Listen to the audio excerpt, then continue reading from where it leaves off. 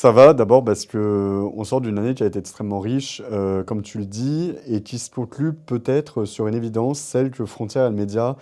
populaire qui se doit d'être auprès des gens. Je dis ça parce que là, au moment où on tourne cette vidéo, on a des agriculteurs qui sont en train de se battre pour que les forces de l'ordre, que la Macronie, que l'État, que des petits hommes gris issus de ministères de la technocratie bruxelloise et de la rue de Varennes ne viennent pas pour abattre leurs animaux qu'ils aiment tant, qu'ils adorent, qu'ils protègent, qu'ils sécurisent matin, midi et soir face aux maladies, face au climat, face à tout ce qui peut venir détruire un cheptel. Et là, on a 200 vaches qui sont, au moment où je m'exprime, en train d'être abattues en Ariège. Et en tant que journaliste, bah, je me sens en colère parce que je me suis battu avec Frontières, on s'est battu à la rédaction pour créer un média qui se voulait proche des gens, qui est proche des gens. Et donc bah, là, notre mission, c'est d'être proche d'eux. Et je suis en colère parce que on a un État qui est en train de mentir, des médias qui ne font pas le job, de décrire la réalité de ce qui se passe, c'est-à-dire des agriculteurs qui savent comment protéger leurs bêtes. Lorsque l'une d'elles est souffrante et malade, on n'a pas vocation à en tuer 200 pour payer le prix d'une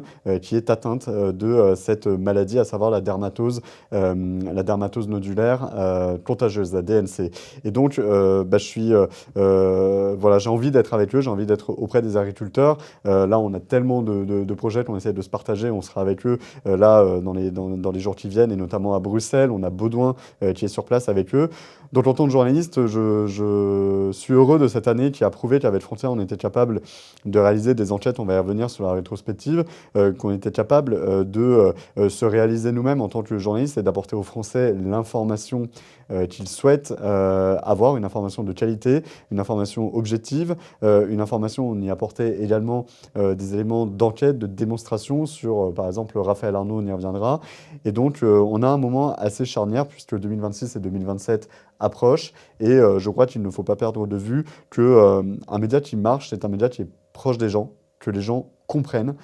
qui se fait le relais de ce qu'il se passe partout sur le terrain et qui surtout ne divise pas comme le fait l'État, comme on le voit entre CRS et agriculteurs. Et voilà, je crois que cette colère, elle nous a animés aussi